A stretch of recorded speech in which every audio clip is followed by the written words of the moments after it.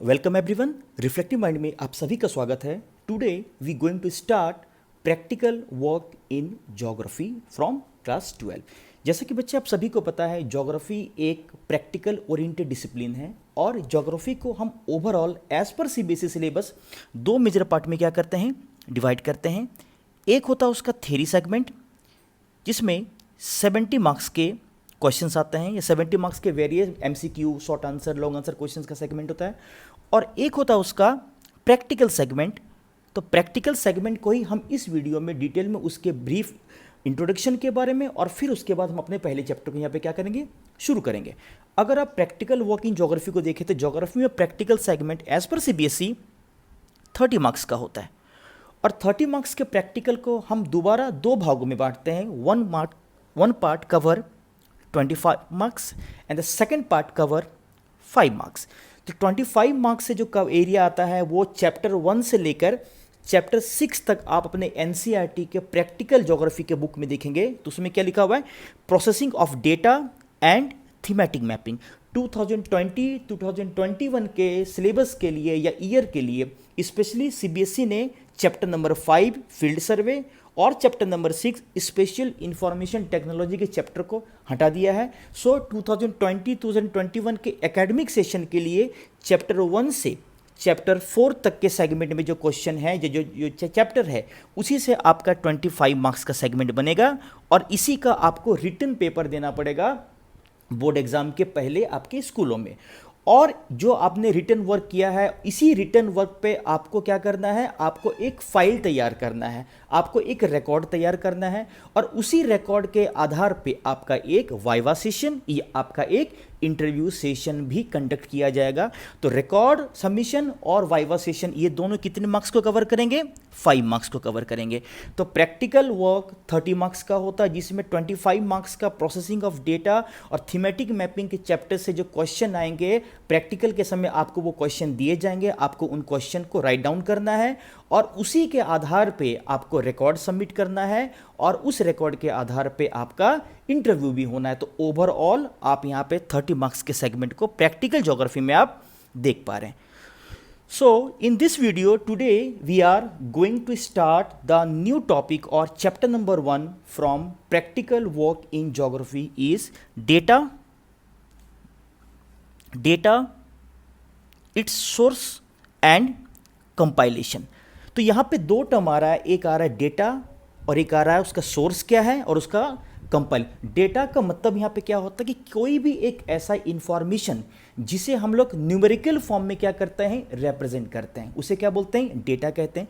लेकिन कंपाइलेशन का मतलब क्या होता है कि हमारे पास डिफरेंट सोर्सेज से जो भी इंफॉर्मेशन आ रहा है, हम उन सभी इंफॉर्मेशन को एक साथ टुगेदर करके या एक साथ रख कर अगर किसी चीज़ को बना पा रहे हैं, किसी चीज़ को कंपाइल कर पा रहे हैं, तो इसी को क्या कहते हैं, कंपाइलेशन कहते हैं। सो इस वीडियो में आज हम लोग डेटा के बारे में, डेटा का कंसेप्ट क्या है, डेटम का मतलब क्या होता है, क्यों डेटा की ज़रूरत होती है, डेटा को कैसे प्रेजेंट किया जाता है और उसके वेरियस सोर्सेस लाइक प्राइमरी और सेकेंडरी को हम यहाँ पे डिटेल में डिस्कस करने की कोशिश करेंगे। डेटा कंपाइलेशन के बारे में हम अगले वीडियो में अपनी बात रखेंगे। इस वीडियो में डेटा का मतलब, डेटा के सोर्सेस को हम डिटेल में डिस्कस करने के लिए जा रहे हैं। जब डेटा की बात आती है, जैसे कि थोड़ी देर पहले हमने बताया, डेटा का मतलब होता है कि किसी भी इंफॉर्मेशन को न्यूमेरिकल फॉर्म में या न्यूमेरिकल फैशन में क्या करना, रिप्रेजेंट करना। तो आप यहाँ पे क्या देख पा रहे हैं कि बहुत सारी चीज़ों के लिए अगर मैं आपको बोलूँ कि जलपाईगुड़ी में अमाउंट ऑफ रेनफॉल कितना है, तो आप यहाँ पे बताएंगे 250, 260, 270, 400 समथिंग। आप वहां पे क्या बताते हैं, वहां पे नंबर बताते हैं और नंबर के साथ बाद में कुछ यूनिट बताते हैं, जैसे 400 सेंटीमीटर या 400 इंच या 400, जो भी आप फॉर्म में बता रहे हैं। अगर मैं बोलूं कि यहाँ पे टेम्परेचर कितना है, तो आप बोलेंगे 32, 35। अगर मैं बोलूं कि जलपाईगुड़ी से सिलीगुड़ी का डिस्टेंस कितना है, 60 किलोमीटर। तो आपसे कुछ भी अगर पूछा जाए जो रियल वर्ल्ड होता है, उसको अगर न्यूमेरिकल फॉर्म में रिप्रेजेंट करने के लिए कहा जाए, एक सिंपल सा छोटा सा एग्जांपल अगर मैं बोलूं कि आपने बहुत अच्छा पेपर दिया लेकिन आपके नंबर कितने आए, तो नंबर को बताना या नंबर वहां पे आपके किस चीज को रिप्रेजेंट कर रहा है, आपके डेटा को रिप्रेजेंट कर, एक प्रकार की वो वैल्यू को बता रही है। तो यहां पे डेटा का मतलब क्या है, data information usually numerical in their nature that are collected through different sources, set of values of qualitative और क्वांटिटेटिव वेरिएबल्स अबाउट वन और मोर पर्सन्स और ऑब्जेक्ट, कई सारे ऑब्जेक्ट के बारे में या बहुत सारे ऑब्जेक्ट के क्वांटिटी के बारे में, उसकी क्वालिटी के बारे में, वो किस तरीके से वो चेंज हो रहा है, उसके नेचर में चेंज आ रहा है, इसके बारे में जो भी इंफॉर्मेशन हमारे पास एज अ नंबर आता है हम उसे ही क्या कहते हैं, डेटा कहते हैं। लेकिन यहाँ पे आप एक चीज और देखिए बच्चे, जब बहुत सारी चीजें हमारे पास नंबर के फॉर्म में रिप्रेजेंट की जाती है या उसका नंबर के फॉर्म में उसका रिप्रेजेंटेशन है तो वो डेटा है। तो यहाँ पे डेटा एक प्लूरलिस्टिक कंसेप्ट है, बहुत सारी चीजों के लिए वर्ड डेटा यूज हो रहा है। लेकिन जब एक सिंगल इंफॉर्मेशन के लिए या बहुत कम चीजों के लिए या एकाध चीजों के लिए अगर हम वहां पे न्यूमेरिकल रिकॉर्ड दिखाते हैं तो वहां पे डेटा यूज नहीं करके डेटम क्या यूज करते हैं, डेटम, DATUM। सो डेटम एक वहां पे सिंगुलरिस्टिक कंसेप्ट है। डेटम वहां पे क्या है, singularistic concept, a single piece of information के लिए डेटम यूज करते हैं और बहुत सारे रिकॉर्ड के लिए जो एक न्यूमेरिकल वहां पे टर्म यूज करते हैं उसे क्या बोलते हैं, डेटा कहते हैं। अब पंक्तियों में देखते हैं क्या लिखा हुआ है। टेलीविजन, जैसे टेलीविजन टेम्परेचर रिकॉर्ड्स के बारे में हमारे पास बहुत सारा रिकॉर्ड आता है और उन सब को हम लोग डेटा के माध्यम से क्या करते हैं, यहाँ पे रिप्रेजेंट करते हैं। जैसे क्रॉप्स के बारे में, मिनरल्स के बारे में, इंडस्ट्रियल प्रोडक्शन के बारे में, इन सब चीज़ों के बारे में हमारा जो भी रिप्रेजेंटेशन होता है वो डेटा के फॉर्म में होता है। अब यहाँ पे बताया गया है कि डेटा का मतलब क्या है। Data are defined as numbers that represent measurements from the real world. Datum is a single measurement, जो सिंगल मेजरमेंट होता है उसे हम क्या कहते हैं, डेटम कहते हैं। अब जब बहुत सारे मेजरमेंट उसे क्या बोलेंगे, डेटा बोलेंगे। जैसे यहाँ पे देखिए जो मैंने एग्जांपल दिया उन्हीं सब एग्जांपल को यहाँ पे बताया गया। जैसे बाड़मेर का टेम्परेचर कितना है, बाड़मेर में अमाउंट ऑफ रेनफॉल कितना हो रहा है, न्यू दिल्ली से मुंबई का डिस्टेंस कितना है। तो यहाँ पे डेटा के बारे में फिर एक बात बताई गई है कि numerical information is called data यहाँ पे, ठीक है। अब देखिए यहाँ पे बताया गया है कि large volume of data available around the world today, however at times it becomes difficult to derive logical conclusions from these data if they are in raw form। हमारे पास अगर कोई भी डेटा है, अगर मैं आपको बोलूँगा कि हमारे यहाँ पे वीट का प्रोडक्शन बहुत बड़े पैमाने पे हुआ तो उसके लिए एक न्यूमेरिकल रिकॉर्ड दिया जाता है, first thing. Second thing, Jalpaiguri का आज का टेम्परेचर 35 है, कल का टेम्परेचर 37 है, परसों का टेम्परेचर 39 है, उसके बाद का टेम्परेचर 40 हुआ। तो इसके आधार पर हमें एक लॉजिकल डेरिवेशन करना पड़ता है। इसके आधार पर हम कुछ तार्किक निष्कर्ष निकालते हैं। क्या तार्किक निष्कर्ष से निकल रहा है कि जलपाईगुड़ी में टेम्परेचर दिन ब दिन क्या हो रहा है, बढ़ रहा है। यहाँ पे अगर मैं बोलूँ कि आज अमाउंट ऑफ रेनफॉल 100 सेंटीमीटर, कल अमाउंट ऑफ रेनफॉल 200 सेंटीमीटर, परसों अमाउंट ऑफ रेनफॉल 50 सेंटीमीटर हो गया, तो इससे क्या एक लॉजिकल कंक्लूजन निकल रहा है कि अमाउंट ऑफ रेनफॉल में यहाँ पे बहुत बड़े पैमाने पे एक प्रकार का वेरिएशन या उसके अमाउंट में क्या देखा जा रहा है, चेंज देखा जा रहा है। तो डेटा से आपको एक लॉजिकल कंक्लूजन भी निकालना, लेकिन अगर डेटा हमारे पास प्योरिस्ट फॉर्म में हो, अगर वो हमारे पास रिफाइंड फॉर्म में हो तो उससे लॉजिकल कंक्लूजन निकालना ज्यादा इजी टास्क माना जाता है। अब यहां पे एक टर्म देखिए बताया जा रहा है, it is important to ensure that the measured information is algorithmically derived and logically deduced or statistically calculated from data। अब देखिए यहाँ पे एक टर्म है बच्चे कि अल्गोरिदम। अल्गोरिदम का मतलब ये होता है कि किसी भी काम को करने का साइंटिफिक, किसी भी काम को करने का सिस्टमेटिक और लॉजिकल वे को हम लोग क्या बोलते हैं, अल्गोरिदम कहते हैं। अब यहाँ पे एक टर्म दिया हुआ है डिड्यूस। डिड्यूस का मतलब क्या होता है कि आपके पास जो भी डेटा है, जो भी आपके पास नंबर रिकॉर्ड है as a data, as a data whatever, उससे आप क्या निष्कर्ष निकाल रहे हैं, उससे आप क्या इंटरप्रेट कर पा रहे हैं। यहाँ पे एक टर्म आ रहा है स्टैटिक्स। स्टैटिक्स जो आप लोग इकोनॉमिक्स में भी बच्चे पढ़ते हैं, तो स्टैटिक्स का मतलब क्या होता है, statics dealing with collection, analysis, interpretation and presentation of masses of numerical data. जब डेटा हमारे पास बहुत सारे हों, उसे कैसे इंटरप्रेट करना है, उसे कैसे रिप्रेजेंट करना, उसको कैसे कलेक्ट कर रहे हैं, उसको कैसे एनालाइज कर रहे हैं, इन सब चीज़ों के बारे में हम इन डिटेल कहाँ पे पढ़ते हैं, स्टैटिक्स में पढ़ते हैं। अब यहाँ पे एक शब्द आ रहा है इंफॉर्मेशन या सूचना का मतलब क्या है। Information is defined as either a meaningful answer, किसी भी क्वेश्चन का एक meaningful answer as an information के फॉर्म में हो सकता है, टू अ क्वेरी, किसी भी सूचना, किसी भी बोल सकते हैं सवाल जवाब का, और a meaningful stimulus that can cascade into further queries. अब यहाँ पे एक बहुत इंपॉर्टेंट सेगमेंट जुड़ रहा है कि हमें डेटा की ज़रूरत आखिर क्यों पड़ती है, क्यों हमें डेटा की ज़रूरत है, क्यों हमें डेटा के बारे में या डेटा के लिए हमें इतना ज़्यादा, हम डेटा के लिए इतना वरीड हो रहे हैं या क्यों डेटा के कंसेप्ट को पढ़ रहे हैं। देखिए मैप्स की बात करें, मैप ज्योग्राफी का एक बड़ा इंपॉर्टेंट टूल होता है, और ज्योग्राफी में जिन भी चीज़ों के प्रोडक्शन के बारे में, चाहे क्रॉप्स का प्रोडक्शन हो, इंडस्ट्रियल प्रोडक्शन हो, मिनरल्स का अगर बोलें प्रोडक्शन हो रहा है, वहाँ पे एक्सट्रैक्शन हो रहा है, उसका एक्सप्लोरेशन हो रहा है, तो डेटा हमें एग्जैक्ट फिगर रियल वर्ल्ड से ये निकाल के देता है कि प्रोडक्शन कितना है, प्रोडक्शन का अमाउंट कितना है, किस जगह पे कितना प्रोडक्शन हो रहा है। तो यहाँ पे डेटा के द्वारा हमें किसी भी रीजन का, किसी भी सेक्टर का, हमें आप बोल सकते हैं कि एक एग्जैक्ट प्रोडक्शन फिगर मिल पाता है कि हमारी जो रिक्वायरमेंट है, हमारा प्रोडक्शन, हमारा प्राइमरी सेक्टर, हमारा सेकेंडरी सेक्टर या हमारा सेक्टर जो डिफरेंट इकोनॉमीज में होते हैं, क्या वो अपना इंपॉर्टेंट रोल प्ले कर पा रहा है भी या नहीं। अब देखिए आगे लिखा हुआ, distribution of growth of phenomena are also explain through the data in a tabular form. अब देखिए आगे लिखा हुआ है, चलिए आगे बढ़े इसमें।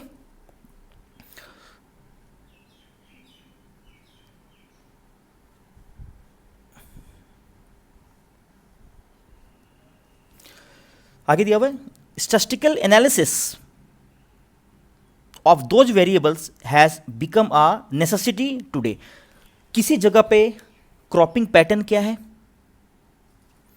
स्टैटिस्टिकल इंफॉर्मेशन उस क्रॉपिंग पैटर्न के बारे में, कितने बड़े एरिया में खेतीबाड़ी हो रही है, प्रोडक्टिविटी कितनी है, प्रोडक्शन कैसा है, इरिगेशन एरिया कितने बड़े एरिया में फैला हुआ है, अमाउंट ऑफ रेनफॉल क्या है, एग्रीकल्चर में किस प्रकार की inputs like fertiliser, insecticides, pesticides, इन सब चीज़ों का यूज़ हो रहा है।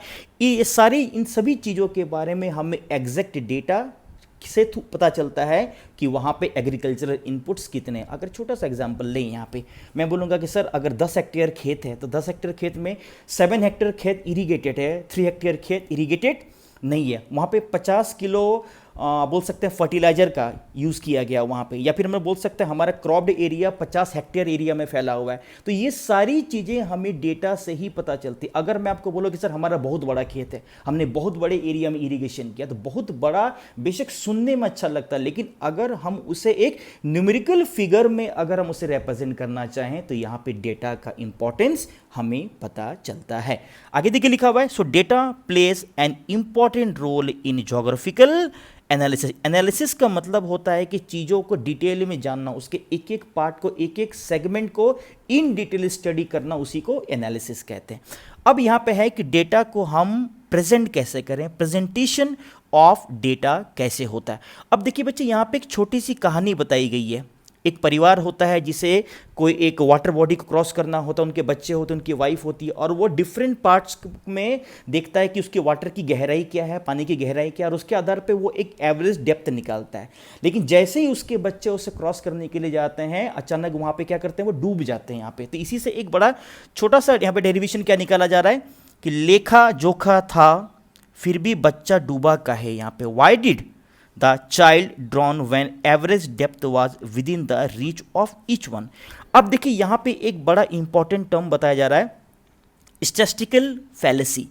एक टर्म यहाँ पे स्टैटिस्टिकल फैलेसी। फैलेसी का मतलब होता है एक प्रकार का मिस्टेकन, या एक प्रकार की गलती होना, या किसी प्रकार की त्रुटि होना।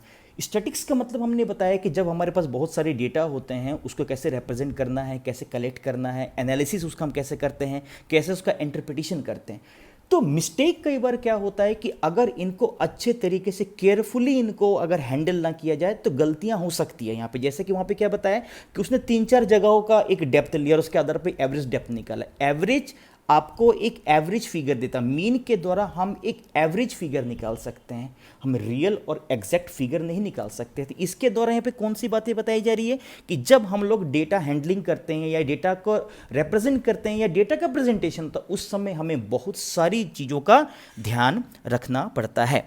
आगे देखिए लिखा हुआ है कि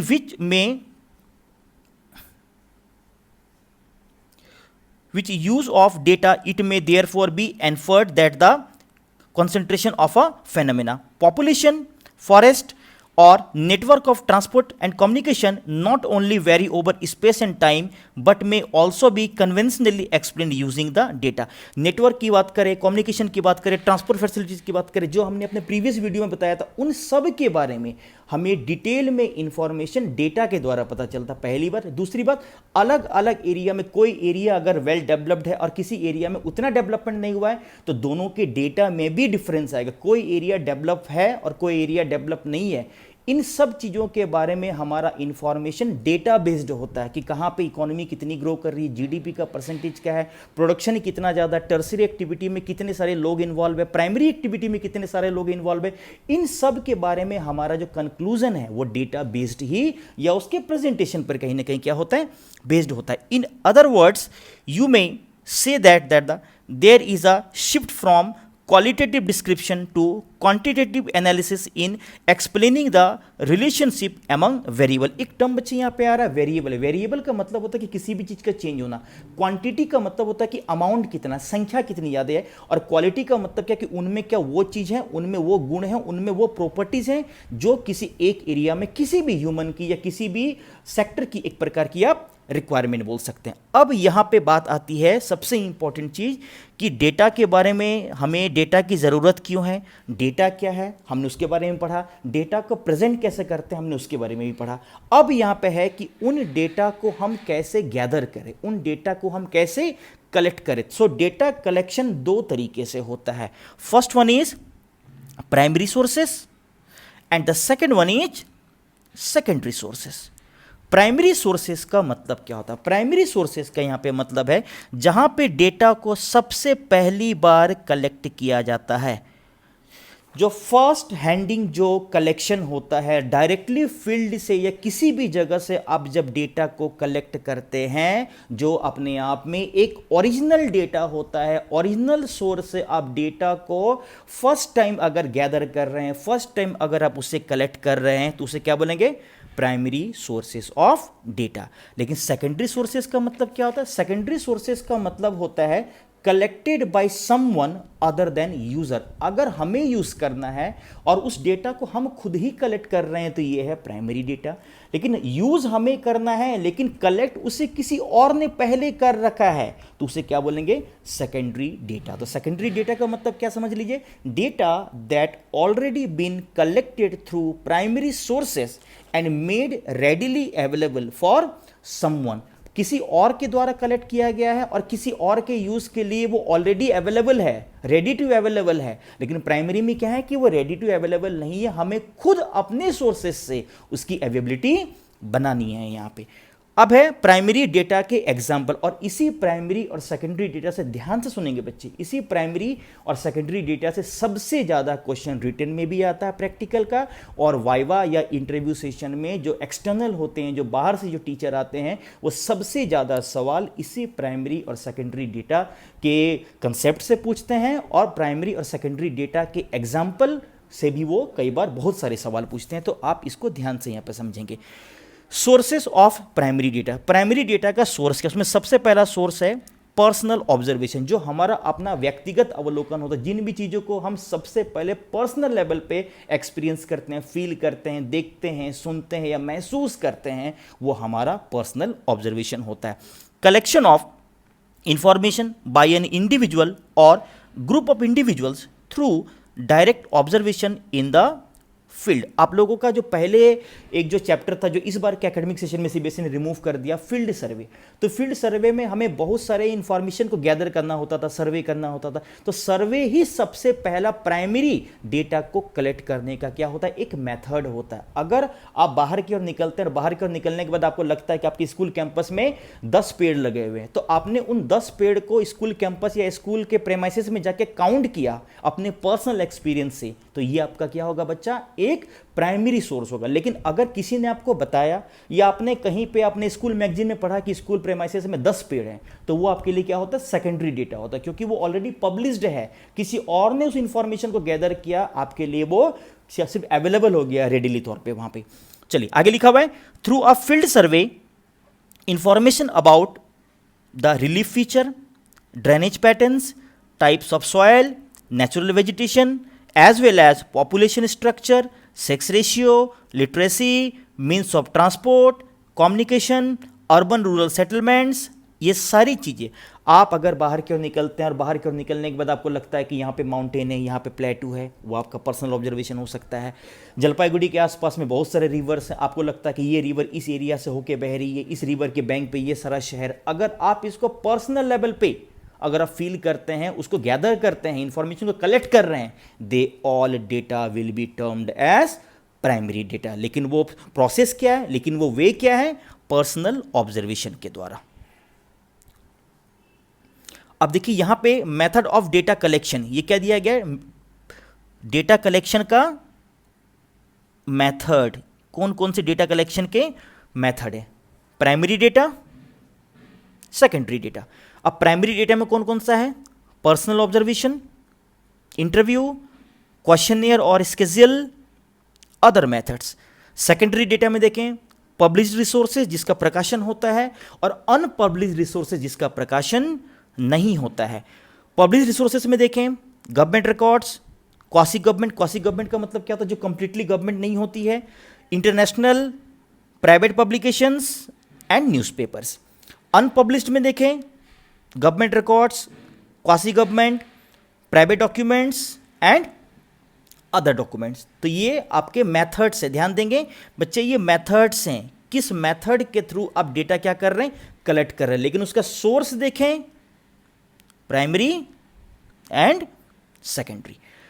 तो ये पर्सनल ऑब्जर्वेशन था। अब देखिए पर्सनल ऑब्जर्वेशन में भी बहुत सारी चीज़ें जरूरी होती है, बहुत सारी चीज़ों का होना जरूरी है। सबसे पहले आपके पास basic knowledge, basic theoretical knowledge होना चाहिए।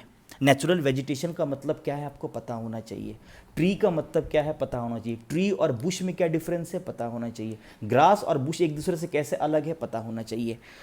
दूसरी बात साइंटिफिक एटीट्यूड। साइंटिफिक एटीट्यूड का मतलब होता है कि हर चीज़ के पीछे आपको कारण ढूंढने की कोशिश करनी। एटीट्यूड का मतलब होता है कि हम कैसे चीज़ों को परसीव कर रहे हैं, हमारा अपना वे वहाँ पे क्या है। तो साइंटिफिक का मतलब क्या होता है कि वो लॉजिक्स को इन्वॉल्व करता है।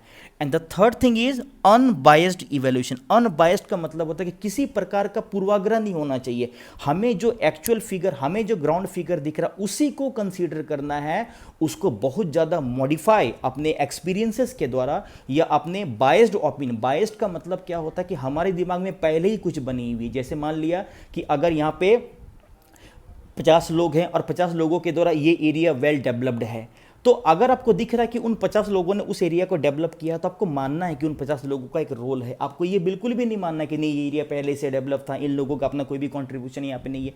तो आपको वहाँ पे एक अनबायस्ड इवेल्युएशन करना है, किसी प्रकार का वहाँ पे डिस्क्रिमिनेशन, किसी प्रकार का बायसनेस, किसी प्रकार का वहाँ पे स्टीरियोटाइपिंग नहीं होनी चाहिए। The second most important method under primary source is interview या साक्षात्कार। इंटरव्यू से आप सभी बच्चे वाकिफ़ हैं, क्लास 11 के प्रैक्टिकल ज्योग्राफी में भी आप लोगों ने अपने इंटरनल के सामने इंटरव्यू दिया होगा। तो इंटरव्यू का मतलब क्या होता है कि सामने वाला हमसे कुछ क्वेश्चन आंसर करता है और उनके सामने उस क्वेश्चन का आंसर देने की हम क्या करते हैं, कोशिश करते हैं। और इस मेथड के द्वारा हम क्या सोचते हैं, हमारी अपनी फीलिंग क्या है, किसी भी कंसेप्ट के बारे में हमारे अपने ओपिनियंस क्या है, वो उसको जानने की कोशिश करते हैं। जो उनके कुछ सेट ऑफ ऑब्जेक्टिव्स भी होते होंगे कि इंटरव्यू के द्वारा हमें इस बच्चे का या हमें इस पर्सन के बारे में इन सब चीज़ों को या उसके कंसेप्ट से जुड़ी हुई इन चीज़ों को इन डिटेल जानना है। In this method the researcher gets direct information from the respondent through dialogues, conversation. However, the interviewer must take the following precaution. क्या क्या precaution यहाँ पे चाहिए ताकि जो इंटरव्यूअर के बीच में और रिस्पोंडेंट के बीच में एक बेहतर हेल्दी एनवायरनमेंट को बना सके, जो एक बेहतर इंटरव्यू सेशन को क्या कर सके, प्रोसीड कर सके। सबसे पहला चीज़ कि आपके पास एक प्रिसाइज लिस्ट ऑफ आइटम्स होना चाहिए कि आपको पूछना क्या है। सेकंड थिंग, इंटरव्यू के लिए आपको बेहतर तरीके से आपको अपने ऑब्जेक्टिव्स को फाइंड आउट करना है। थर्ड थिंग है कि कॉन्फिडेंस, इंटरव्यू इसके पास जो रिस्पोंडेंट है उसका प्रॉपर कॉन्फिडेंस होना चाहिए और वो अपने कॉन्फिडेंस को मेंटेन रख सके वहाँ पे, और किसी प्रकार की वहाँ पे जो प्रीविसी है, जो प्रीविसी चीज़, जो निजता की चीज़ें होती है उसको सीक्रेट रखा जाए, उसका ध्यान रखा जाए वहाँ पे। चौथी सबसे बड़ी बात यहाँ पे एक टर्म यूज़ किया गया है congenial atmosphere should be created so that the respondent may explain the facts without any hesitation। देखिए कई बार क्या होता है कि जब हमें कई बार लिखने की बात आती है तो हम लोग बहुत सारी चीज़ों को लिखते हैं, लेकिन जब हमें फेस टू फेस करने की बात आती है तो हम हेजिटेट करते हैं, हम डरते हैं, हम कई बार नर्वस हो जाते हैं। तो आपको एक ऐसा कंजीनियल एनवायरनमेंट वहाँ पे बनाना है कि वहाँ पे जो रिस्पोंडेंट है वो कम से कम हेजिटेट हो, कॉन्फिडेंट हो। क्योंकि जब कॉन्फिडेंट होते हैं, हम पॉजिटिव होते हैं, तो हमारे द्वारा बताया गया इन्फॉर्मेशन ट्रू भी होता है और वो उसका प्रेजेंटेशन भी बहुत ही अच्छे तरीके से हो सकता है। The language of the question should be simple and polite so that the respondents feel motivated. सवाल की भाषा सरल होनी चाहिए, उसे स्ट्रेट फॉरवर्ड तरीके से पूछा जाए, ज़्यादा कॉम्प्लिकेशन ना बनाया जाए वहाँ पे, है ना। दूसरी बात, आप ऐसा कोई भी काम ना करें जिसके द्वारा जो रिस्पॉन्डेंट है वो हर्ट हो या उसका सेल्फ रिस्पेक्ट, उसका सेल्फ एस्टीम वहाँ पे किसी कारण से खतरे में पड़े वहाँ पे। और इंटरव्यू कंडक्ट होने के बाद, खत्म होने के बाद, है ना, वहाँ पे अभिवादन करना, थैंक यू बोलना, वहाँ पे ग्रेटफुलनेस दिखाना या उसके प्रति एक प्रकार का वेलकमिंग अप्रोच दिखाना आप ना भूलें वहाँ पे। चलिए नेक्स्ट जो हमारा मेथड है प्राइमरी सोर्सेस में, उससे हम लोग बोलते हैं क्वेश्चनियर एंड स्केजुअल। क्वेश्चनियर को हिंदी में प्रश्नावली कहते हैं और स्केजुअल को हम लोग मेरे ख्याल से शायद कुछ ये कहते हैं, हाँ, अनुसूची शायद कुछ कहते हैं। इन दिस मेथड सिंपल, अब देखिए क्वेश्चनियर कैसे इंटरव्यू से डिफरेंस, कई बार यहाँ पे आपसे सीधे पूछ लेगा कि इंटरव्यू का मतलब क्या होता है ना। इंटरव्यू क्वेश्चनियर से कैसे डिफरेंट है, इंटरव्यू और पर्सनल ऑब्जर्वेशन में क्या डिफरेंस है। तो आपको प्राइमरी सोर्सेज के सिर्फ मेथड को ही नहीं जानना है, उस मेथड का मतलब क्या होता है और वो मेथड अपने अनदर मेथड से कैसे डिफरेंट है, आपको इसके बारे में भी एक समझ बनानी है। In this method simple questions and their possible answers are written on a plain paper. Question और उसके क्या संभावित आंसर हो सकते हैं उसे as an options plain paper में लिख दिया जाता है and the respondents have to tick mark the possible answer from the given choice. और वहां पे रिस्पोंडेंट को क्या करना होता है, टिक मार्क करना होता है कि उनके अकॉर्डिंग संभावित जवाब उस पर्टिकुलर सवाल का क्या हो सकता है। At times, a set of structured questions are written and sufficient space is provided in the questionnaire where the respondent write their opinion। अब टिक मार्क करने के बाद नीचे हर एक क्वेश्चन के साथ एक स्पेस दे दिया जाता है और वहाँ पे उनके ओपिनियन को जाना जाता है कि आपने अगर ये पॉसिबल आंसर टिक किया तो क्या इसके पीछे आपके अपने कारण है, आपके अपने विचार है, या क्यों आपको लगता है कि इसका आंसर प्रोबेबली या पॉसिबली ये होना चाहिए। The objective of the survey should be clearly mention in the questionnaire. उस क्वेश्चनियर में जो क्वेश्चनियर को जो कंडक्ट कर रहे हैं उसमें क्या हमारे ऑब्जेक्टिव है, हम सामने वाले से प्रोबेबल आंसर को टिक करा के क्या जानने की कोशिश कर रहे हैं और वो अपने ओपिनियन को एक जगह पे बता रहे हैं, तो उसके द्वारा उस क्वेश्चनियर से हम क्या निकालने की कोशिश कर रहे हैं ये हमारे क्लियरली मेंशन होने चाहिए उस क्वेश्चनियर के साथ। This method is useful in carrying out the survey of larger area. जब बहुत बड़े एरिया का हम लोग सर्वे करते हैं तो उसके लिए क्वेश्चनियर मेथड यूजफुल होता है। ये सवाल पूछा जाता है कि क्वेश्चनियर कब यूज करेंगे, इंटरव्यू कब यूज करेंगे, पर्सनल ऑब्जर्वेशन का अपना क्या इंपॉर्टेंस है। तो हर चीज के लिए हर मेथड सूट नहीं हो सकता है, किसी मेथड का इंपॉर्टेंस किसी स्पेसिफिक फंक्शन के लिए ज़्यादा है और किसी का कम है। तो जो उस फंक्शन को ज़्यादा से ज़्यादा जस्टिफाई करता है हम उस मेथड को वहाँ पे क्या करते हैं, ऑप्ट करते हैं। आगे देखिए लिखा हुआ है, लेकिन इसकी लिमिटेशन भी अपने आप में क्या इसकी लिमिटेशन है। The limitation of the method is only the literate, जिनको पढ़ना लिखना आता है, एंड एजुकेट, जो समझदार, जो अंडरस्टैंडेबल ह्यूमन बीइंग होते हैं वही इस मेथड को अप्रोच कर सकते हैं। सबसे पहली बार जिनको पढ़ना लिखना आता है, जिनको अक्षर ज्ञान है, वही पहली बात तो चीज़ों को पढ़ पाएंगे, रिस्पॉन्ड कर पाएंगे। और ओपिनियन देना, समझदारी दिखाना, वहाँ पे अपनी बात को शेयर करना, उसके लिए एक समझदारी, उसके लिए एक शिक्षित, उसके लिए एजुकेटेड माइंड का होना जरूरी है। तो ये इस मेथड की एक लिमिटेशन। लेकिन इसी लिमिटेशन को हम लोग क्या करने के लिए, खत्म करने के लिए इसी के ऊपर में एक दूसरा मेथड क्या करते हैं, यूज करते हैं, और उसे ही क्या कहते हैं, स्केड्यूल या शेड्यूल कहते हैं। Similar to the questionnaire that contains the questions pertaining to the matter of investigation। जब इन्वेस्टिगेशन का मतलब जब इंक्वायर करना होता है, किसी चीज को निकालना होता है, उसे क्या बोलते हैं, शेड्यूल कहते हैं। लेकिन इसमें डिफरेंस क्या है, क्वेश्चनियर और शेड्यूल में एक जो सबसे बड़ा डिफरेंस याद रखिएगा, यहां पे प्रॉपरली ट्रेन्ड एन्यूमरेटर और himself fill up the schedule by asking questions addressed to the respondent. अब देखिए क्वेश्चनियर में क्या था कि जो रेस्पोंडेंट है उसे प्रोबेबल आंसर को क्या करना है, टिक करना है, और ओपिनियन भी खुद ही लिखना है। लेकिन स्केड्यूल में क्या होता है, स्केड्यूल में रेस्पोंडेंट क्या करता है यहाँ पे, that is respondent himself her self फिल्स up the questionnaire where a properly trained enumerator himself fills up the schedule by asking questions address। अब देखिए क्वेश्चनियर में रेस्पोंडेंट फिल कर रहा है, लेकिन स्केजुअल में जो उस सेशन को क्या कर रहा है, कंडक्ट कर रहा है, वो उनसे पूछता है कि आपके अकॉर्डिंग क्या आंसर होना चाहिए, टिक करता है, और रेस्पोंडेंट के आंसर को सुन के वहां पे जो कंडक्ट करने वाला इंसान है वो खुद ही वहां पे लिखता है। तो यहां पे रेस्पोंडेंट को लिखने की जरूरत क्वेश्चनियर की तरह स्केजुअल में नहीं है। तो यहाँ पे सबसे बड़ा स्केड्यूल का सबसे बड़ा एज यहाँ पे क्या है कि जो इलिटरेट लोग हैं, जो नॉन एजुकेटेड है, जिनको पढ़ना लिखना नहीं आता है, या फिर जो अच्छे तरीके से लिख नहीं सकते हैं बट अपनी बात बता सकते हैं, हम उनके रिकॉर्ड को भी, उनके ओपिनियन को भी हम स्केड्यूल में क्या कर सकते हैं, शामिल कर सकते हैं। तो देखिए लिखा हुआ है, the main advantage of schedule over questionnaire is that the information from both literate and illiterate respondents can be collected. लेकिन क्वेश्चनियर में सिर्फ लिटरेट रेस्पोंडेंट का रिकॉर्ड आता है, लेकिन स्केजुअल में इलिटरेट और लिटरेट दोनों के रिकॉर्ड को हम लोग क्या कर सकते हैं, कलेक्ट कर सकते हैं या रिकॉर्ड कर सकते हैं। अदर मेथड्स में कौन कौन सा मेथड है, properties of soil water are collected directly in the field by measuring their characteristics like using soil kit, water quality की, ये सारी चीज़ों के माध्यम से आप क्या कर सकते हैं, अदर मेथड्स के द्वारा प्राइमरी सोर्सेज को गैदर कर सकते हैं।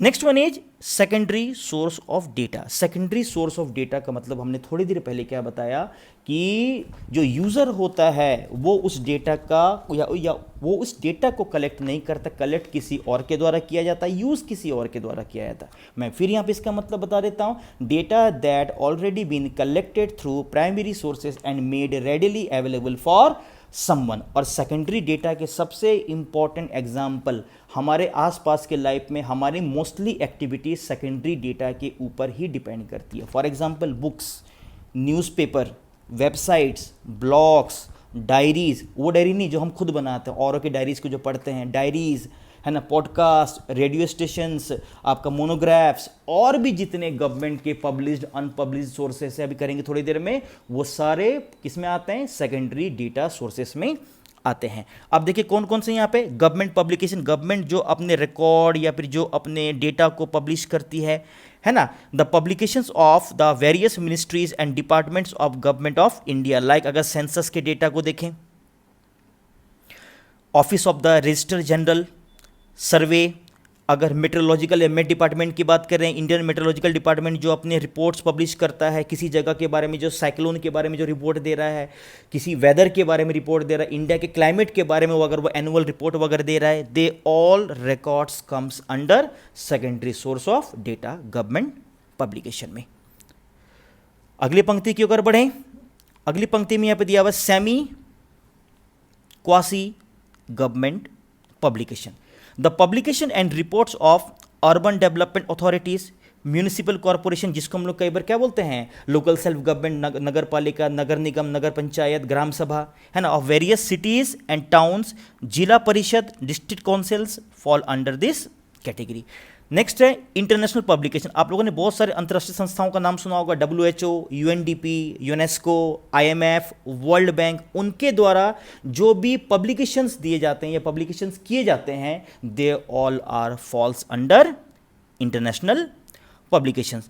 प्राइवेट पब्लिकेशंस में जितने भी प्राइवेट बुक्स वगैरह होती हैं, सर्वे की बात करें, ईयर बुक की बात करें, रिसर्च रिपोर्ट, मोनोग्राफ, एक यहाँ पे टर्म आ रहा है बच्चे मोनोग्राफ, ठीक है। तो मोनोग्राफ का मतलब क्या होता है, a detailed written study of a single specialized subject, किसी एक विशेष सब्जेक्ट के बारे में जो ज़्यादा लिखित विवरण हमारे पास इन डिटेल मिलता है, हम उसे ही क्या कहते हैं, मोनोग्राफ। मोनो का मतलब भी देखिए एक होता है, न्यूज़पेपर एंड मैगजीन्स के द्वारा जो हमारे पास आते हैं, इलेक्ट्रॉनिक मीडिया, टीवी चैनल के माध्यम से जो भी हमारे पास इंफॉर्मेशन आ रहे हैं, they all are primary source of data. अब अनपब्लिश्ड का मतलब क्या होता है, जिसका प्रकाशन नहीं किया जाता है, जिसके प्रकाशन से किसी प्रकार के सुरक्षा खतरे या सुरक्षा खतरा उत्पन्न हो सकता है, या जिसमें एक प्रकार की प्रीवेसी होती है। कुछ ऑफिशियल, ऐसे बहुत सारे ऑफिशियल डेटा होते हैं जिनको पब्लिश नहीं किया जाता है क्योंकि सरकार को लगता है कि वो बहुत ही सेंसिटिव डिटेल्स होते हैं। They all data also falls under secondary source of data. जैसे गवर्नमेंट डॉक्यूमेंट्स वगैरह आप देख सकते हैं, क्वासी गवर्नमेंट रिकॉर्ड्स वगैरह। और इसी के साथ जो एक लास्ट में जो यहाँ पे रखा गया है वो है अपने प्राइवेट डॉक्यूमेंट, बहुत सारे ऐसे हमारे अपने डॉक्यूमेंट्स होते हैं जो हम लोगों के साथ शेयर करते हैं ऑफिशियली, या कई बार हम उसे बड़े पैमाने पे शेयर करते हैं, कहीं पे इंटरनेट में डाल दिया या कहीं पे हमने मेल में बहुत सारे लोगों को मेल कर दिया। लेकिन बहुत सारी चीज़ें ऐसी भी हमारे द्वारा होती है या प्राइवेट लेवल पे बनाई जाती है जिसमें बहुत सेंसिटिव डिटेल्स होता है, जिसमें कुछ हमारे अपने पर्सनल डिटेल्स होते हैं जिसको हम कई बार शेयर नहीं करते हैं या पब्लिश नहीं करते। These include unpublished reports and records of companies, trade unions, different political and apolitical organisations, resident welfare associations के भी बहुत सारे ऐसे रिकॉर्ड होते हैं जिनको पब्लिश नहीं किया जाता है। So they all data comes under secondary data sources. तो इस वीडियो के द्वारा हमने डेटा और डेटम के बारे में कंसेप्ट को बताया, डेटा की ज़रूरत क्यों है, डेटा को प्रेजेंट कैसे किया जाता है और डेटा को गैदर कैसे किया जाता है प्राइमरी सोर्सेज के द्वारा और सेकेंडरी सोर्सेज के द्वारा, और प्राइमरी सोर्सेज में या प्राइमरी सोर्सेज को गैदर करने के कौन कौन से मेथड हैं और सेकेंडरी सोर्सेज में भी कौन कौन से डिफरेंट मेथड्स हैं। सो इस डिस्कशन के द्वारा हमने यहाँ पे डिटेल में अपनी बात को यहाँ पे रखने की कोशिश करी है। आई होप कंसेप्ट के बारे में आपकी एक बेहतर अंडरस्टैंडिंग बनी होगी। अपने डाउट्स को, अपने क्वेश्चंस को आप कमेंट बॉक्स में जाके रखें, वहाँ पे मैं जवाब देने की पूरी कोशिश करूँगा। अगले वीडियो में हम इसके कंपाइलेशन प्रोसेस के बारे में और डेटा को कैसे कंपाइल किया जाता है, कैसे रॉ डेटा को बेहतर डेटा में या बेहतर टेबुलेशन फॉर्मेट में कन्वर्ट किया जाता है, हम इसे डिटेल में करेंगे। So thank you so much all.